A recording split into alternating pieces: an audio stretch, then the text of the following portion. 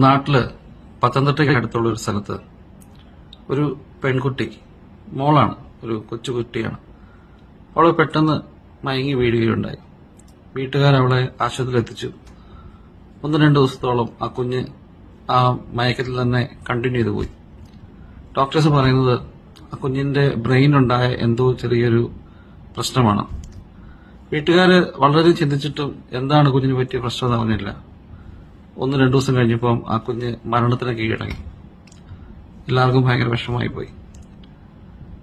എന്നോ ഒരിക്കൽ ആ കുഞ്ഞ് കളിക്കാനിടയിൽ തല പോയി എവിടെ ഇടിച്ചാണ്.